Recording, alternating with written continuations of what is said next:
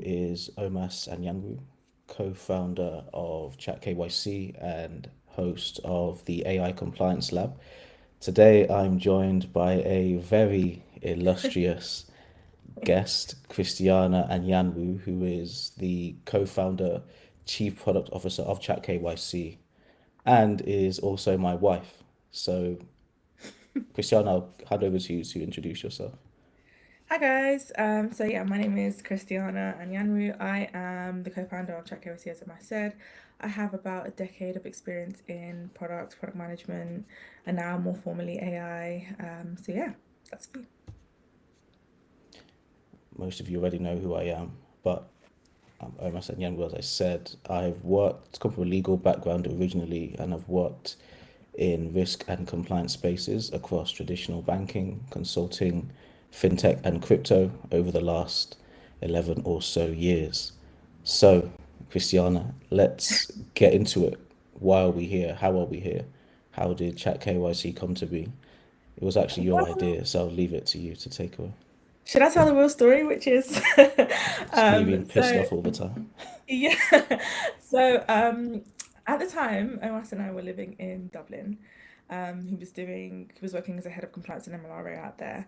And we were like, it was, I think, at the height of the AI craze where everyone was really trying to get involved using ChatGPT, all these things. And I was using a tool called ChatPRD, which a friend and colleague recommended. So anyway, Omas was using ChatGPT. He was trying to create policies, trying to do like the more impactful work, the work that takes a long time, that even diagrams, just stuff that is like boring, but you need to keep doing it, especially if you're applying for licensing and things that require a lot of concentration, a lot of documentation, a lot of a specific knowledge and information. And he was just complaining all the time that he couldn't get what he wanted out of, well, you were complaining all the time that you can get what you wanted out of ChatGPT. And I remember in the end, you spend so long trying to configure it to get it to work, to get it to actually give you like a usable output. Like if it was a policy, it would just be bullet points. It wouldn't be anything you could use. You'd essentially just end up giving up and writing it yourself. And at the time, I was using Chat PRD for product work, and I thought it was really good because it was a specialized tool for product managers. And I thought, oh, like maybe we should. Why doesn't this exist for compliance? Like maybe we could do the same thing for compliance, especially because I recognize it's a very text heavy, document heavy industry. So I thought I just kind of said it to you like, oh, maybe I wish something like Chat PRD existed for compliance. So I said something like that, and then we were like, okay, maybe we should do it. And I guess that's how we're here now. So Exactly. yeah, Turn my frustration to something tangible. Yeah, one thing that's worth noting is outside of our respective day jobs, we're both heavily into tech. I've been a tech founder before. yeah, So it wasn't even just ChatGPT. I was using maybe ChatGPT and like the highest version at the time, and then there was Claude as well, and a few other tools here and there that we were using outside of work. And then in my head, what I needed to get done documentation wise from a compliance perspective was a lot simpler than what I was using it for tech wise, but it yeah. just wasn't hitting the mark. And we will go into more detail in terms of why we've created Chat KYC But and what I wanted to how ask you it's. actually, Go ahead, yeah, sorry to sure. interrupt you. I actually wanted to ask you like, what was the moment? So I said, okay, we should build this thing, but we could have just built it just for you. Like I could have made essentially True. built an Yeah, yeah, agent yeah. that was Yeah. just for you. What made you think that this is something we should actually make for other compliance practitioners outside of yourself? Like actually create this as something that other people could access. Yeah, it's a really good question. I think the first thing is if we actually step away from the AI craze, the compliance profession as a whole, if you look, and I've seen this development in my career, the amount that you are expected to do now, the amount that anybody has to do, regardless of where you work in risk and compliance, has, I don't even know what the numbers are, but it has doubled, tripled, quadrupled, exponentially getting bigger, especially if you're working in anything that's relatively more recent, whether that's crypto, whether that's kind of a neobank, whether that's any type of fintech payments company. There's so much more regulation that you have to adhere to. That could be operational in terms of how many more clients that you are now required to onboard.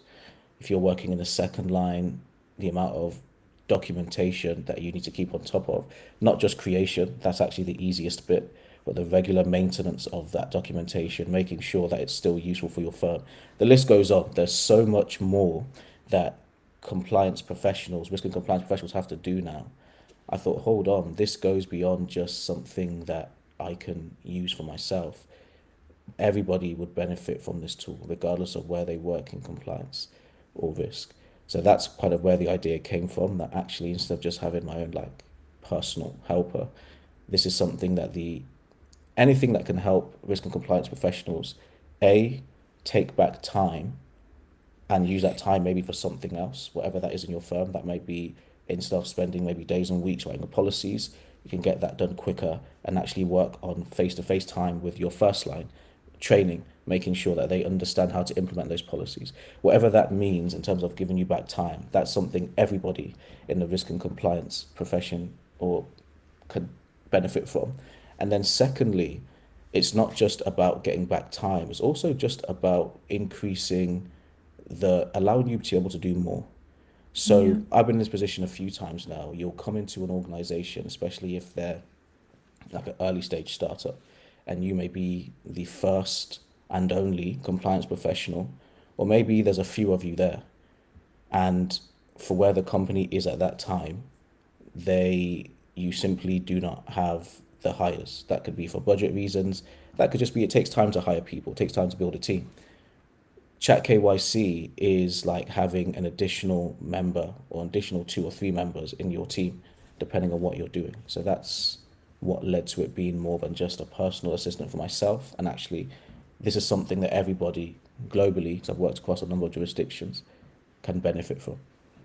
It's funny you speak about kind of using ChatKYC as like another person because I think that's how we've tried to approach it when we are building features, creating tool, building features for ChatKYC and expanding its reach in terms of its capabilities and what it can do and what it can provide and the utility it can provide, is to really focus on like what practitioners are doing in their everyday jobs, like what are the things that maybe people don't think about when they are building AI tools, like the general AI tools can't really cover for, and it's not really worth it for them to cover for. I think that, from my perspective, it's really important for certain industries, and I think I would definitely include law, compliance, risk in that.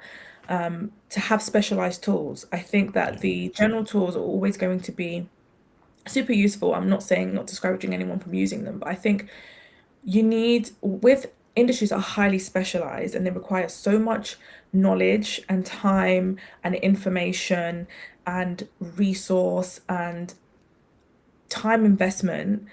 I just think that you need something that you feel confident about, which is why obviously why we built it. But I think that goes for other similar related industries, right? You need something that has been built with your context in mind, that has guardrails around what is acceptable, what is appropriate, what is useful, what is true, what is legal in your industry, and not all the other tools don't really have the same incentive to do that. Not that they can't, it's just that it may not be something necessary. So I think it's really important to for us. It has been really important for us to build something based on what the everyday compliance person is actually doing, and making it highly specialized in order to truly benefit people working in compliance. Like if you're going to use it for your work, it does have to be specialized to a really high degree, and I think that's been really a really important focus for us, I think. Yeah, that's a really good point. And just to echo on that, we're going to say some things, or I'm going to say some things that may be almost contradictory. So, Okay. Chat KYC or any AI tool is not a person. So, it's Yeah. important to bear that in mind to check your work. However, when I say it's like adding an additional one or two people to your team, in terms of when we were in our alpha testing phase and our early access users, one thing I would always say to people is do not use this like it's Google. Don't You can just ask it a question, you'll get a perfectly good answer. But Chat KYC or generative AI, where the value sits is being able to ask it a question and then going further, asking it how it arrived at that answer. Is there any better answer it can give you? Just asking questions to validate, verify the same way you would ask a colleague. So that's what I mean when we say like an extra one or two people in your team. That's what it means. And what you said there kind of takes us on to the next segue of this, which will be why we've decided actually that we are making this tool not just for risk and compliance practitioners, but actually selling directly to risk and compliance practitioners. Why it's important that we wanted an MLRO, an analyst, a transaction monitoring analyst, an onboarding analyst, whatever you are, a compliance manager, to be able to look at this for yourself and just sign up really easily without having to do any kind of software updates or software downloads or anything like that.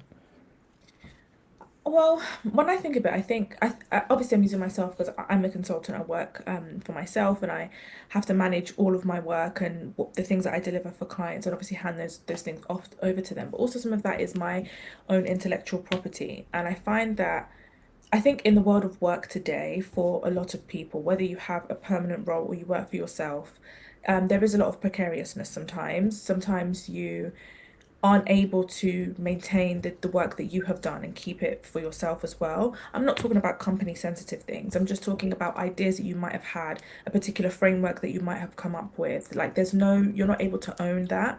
And I think that nothing because of that, generally there aren't tools that exist that enable you to kind of develop your own way of thinking and keep that for yourself, and that you can use in other roles that you go in, or even if you want to do a talk or something and you want to refer to it. Like sometimes there's just elements of your role that inspires creativity, or you've done something new, or you've implemented a policy in a particular type of way, or you have a particular way where you write where sorry a particular structure within which you write your policy, and it's not necessarily conventional, but works really well, and you think it's interesting, and you want to share it with other people, but you don't have almost that intellectual property for yourself. I think that there has to be an element of you being able to control the things that you create and keep them and continue to iterate on them for the benefit of yourself, for the benefit of who you're working for, whether you're again working for a company, you have been doing that for a long time. I think it's more so being able to have a bit of control over what you produce and where that, have that stored for yourself, have that something you can refer back to easily, even if in the event of even something small like your laptop crashes. Like, sometimes that Mm. happens. You have an old Dell or something and it crashes, and then now the policy that you were working on, it doesn't exist anywhere else except that work laptop, for example, or at least the structure of it doesn't exist anywhere else. So I don't know if that makes sense, but I just think that in other industries you do have the ability to kind of create stuff that you keep, and you have almost like a repertoire of the things that you have created that is your own. And I don't see that the same in risk and compliance. So I thought, well, I guess we thought, it might be of value, but yeah, I don't know what your perspective is on it. That's a good point, and an example I think of with that is actually something that's very personal. It's just your training and development journey. Oh yeah, that's a So, good of course, if you work in a company and you're lucky enough to work in a company that helps you with that, then that's fine. But then once you leave that company, it may be difficult or nigh on impossible to actually be able to take that with you in terms of notes or anything like that. So, one of the, I'd say, top five things that ChatKYC users at the moment are using ChatKYC for is just helping them with their upskilling.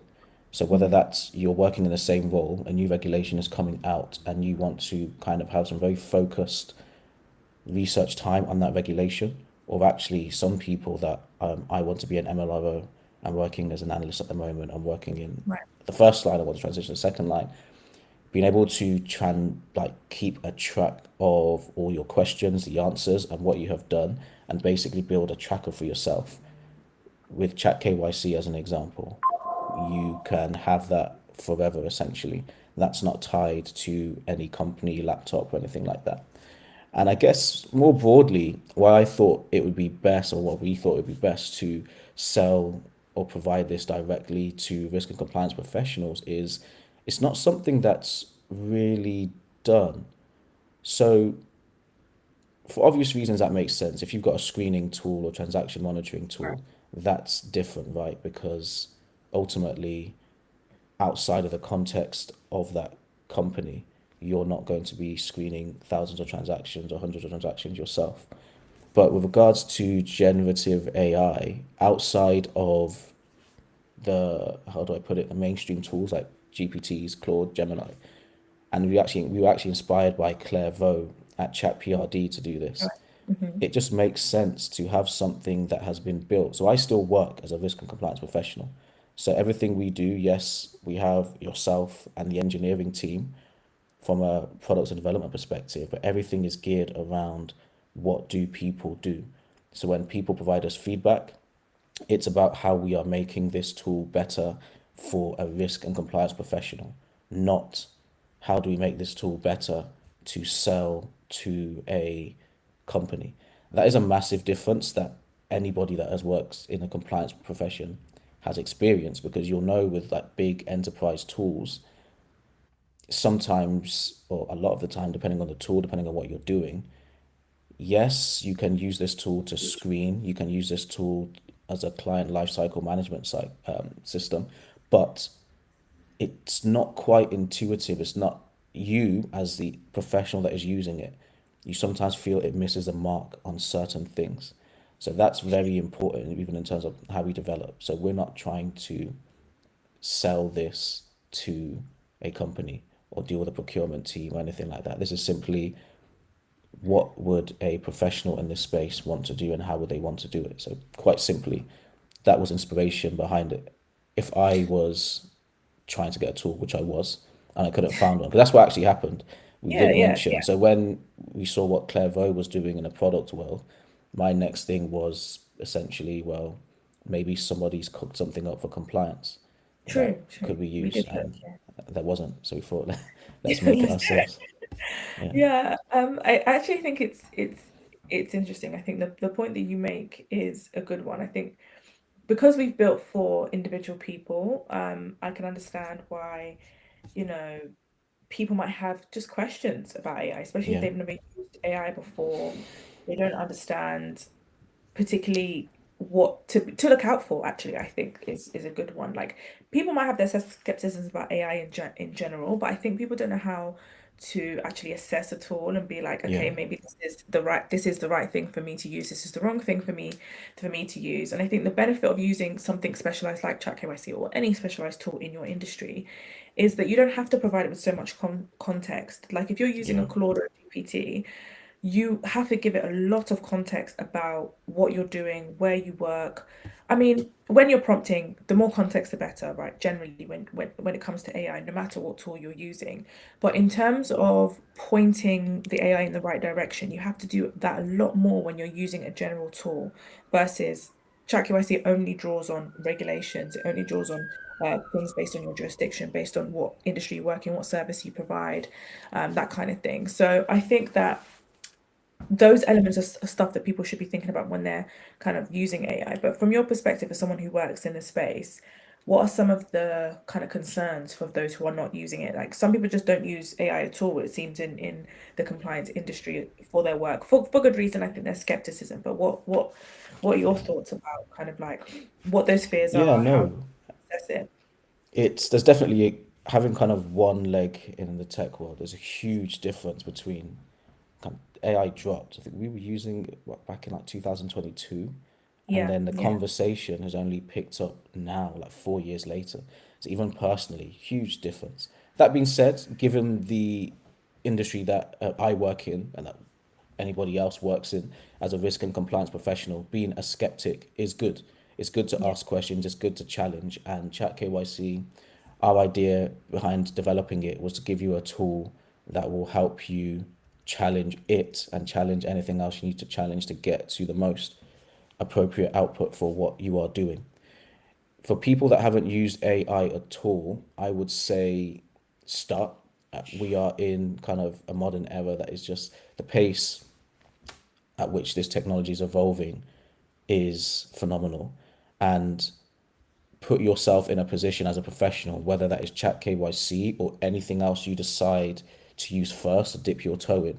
Put yourself in a position where you are able to figure out how this will work for you. And especially if you're a senior professional, this is coming to you whether you like it or not. So even in your existing business processes from a compliance perspective, onboarding, transaction monitoring, client lifecycle management, AI is probably already there. Also, like a quick note to mention, artificial intelligence has been there probably for the past 15 plus years. What we are talking about here is generative AI, so the advent of LLMs. So it's important to note that it is not completely new. The stage that we are at is the latest in the iteration of the technology.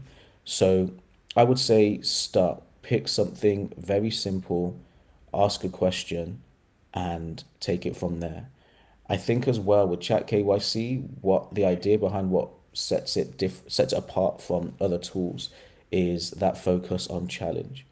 So the way that we've configured the outputs is that every output will always draw back to golden source regulator, followed by an industry body like FATF or IOSCO, and Yeah. then reputable law firms, consulting companies, X, Y, and Z.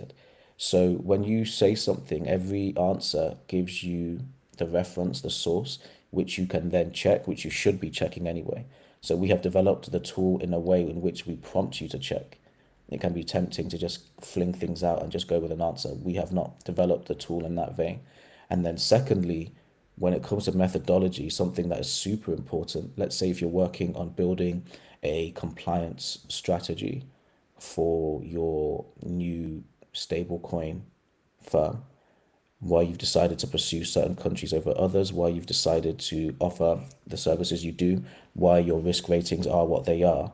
When you're generating answers like that with Chat KYC, you can also have a methodology behind why it's given those answers. And that Yeah. gives you the option to go back and tweak them, go back and challenge it, go back and say, actually, we want to give more weighting to the jurisdictional risk in this aspect. We want to give more or less weighting to the service risk because we don't think this is as risky because we are only serving enterprise customers, as an example.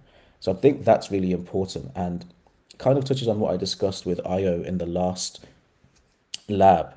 When you're assessing any AI tool you're using, and this may be helping your company assess tools when they're looking to get Yeah. enterprise products. It doesn't actually have to be things like Chat KYC or Chat GPT or Claude.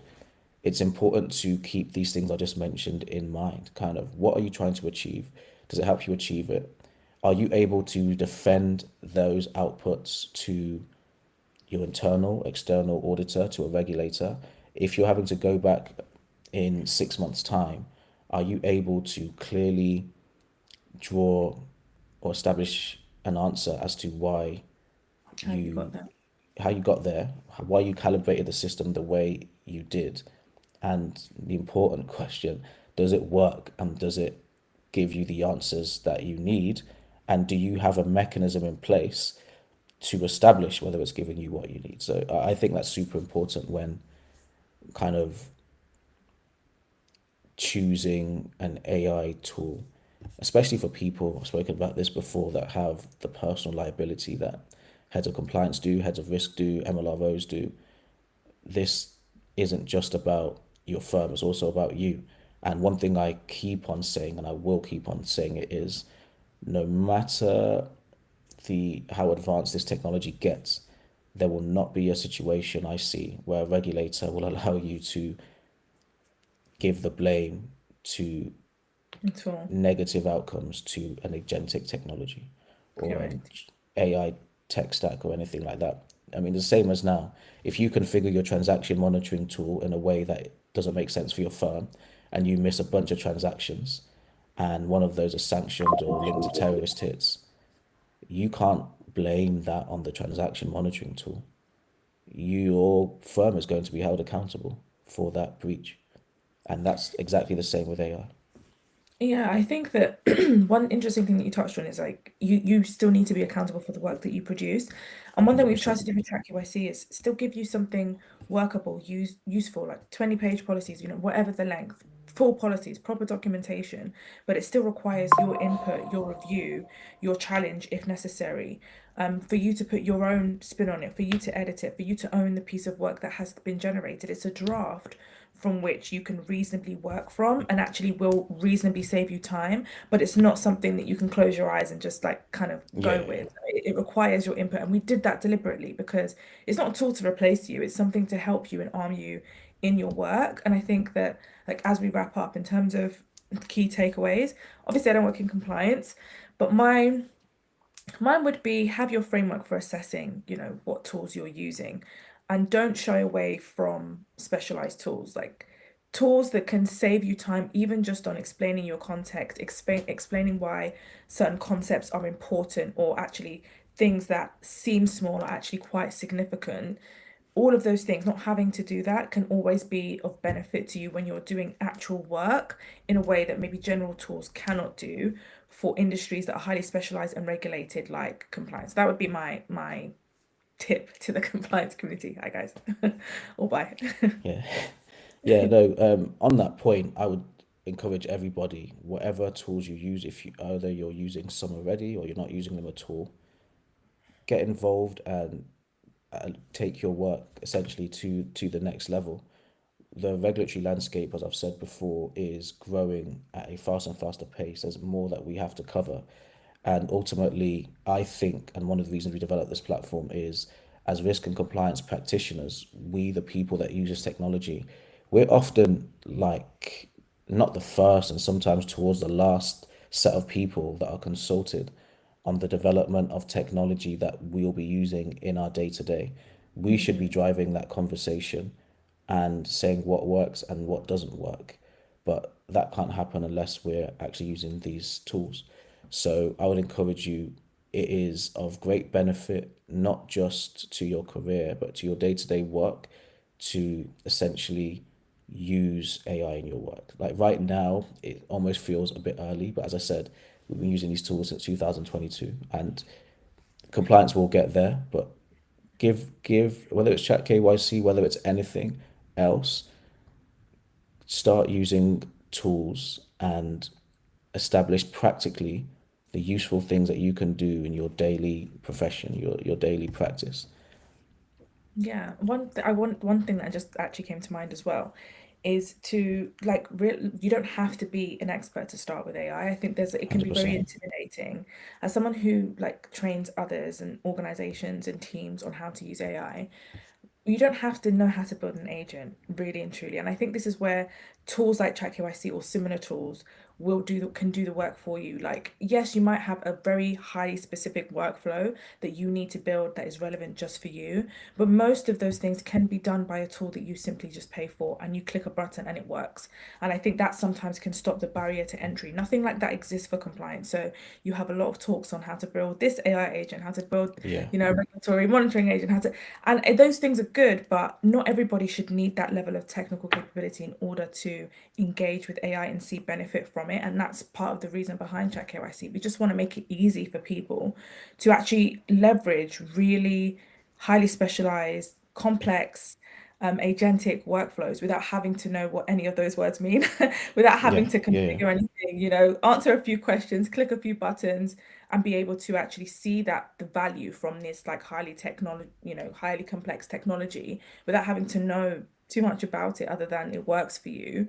You can document and evidence what you've done. The methodology is clear, the resources is clear, you can audit it. That's all you really need. So yeah, I would just say just get started. You don't need, well, again, whether it's ChatKYC or anything else, start with something simple. Generate a policy, ask a few questions, ask strategic questions, do a bit of training, try something just to get your feet wet. And then I think you from there you'll be able to evolve and see actually how much you can integrate AI into your workflow that is of benefit to you and the work that you do that frees up your mind for the more challenging and strategic things in your work. So yeah. Yeah, no, that's a really good point. And on that, Chat KYC itself, the idea behind it, it's been developed to be specifically for risk and compliance use case. Our idea behind it isn't to turn everybody into engineers or AI analysts. It's Exactly. simply allowing you to engage with agentic flows without realizing you're doing it. Your concern as a risk and compliance professional is being able to A, just do good work, whatever the work you're doing, and then B, being able to produce work that is defensible. If you're audited, you have the trail of have you arrived at your output. And thirdly, being able to just help the real problem, which is just capacity. So Absolutely. Nothing further from me. Is there anything else that you'd want to add, No, that's Christiana? all. Get started. You can try Chat KYC for 7 days for free, but it doesn't have to be Chat KYC. Just get involved. Yeah. Yeah, so you'll be seeing a lot more from us. Thanks everybody for Maybe not me. tuning in.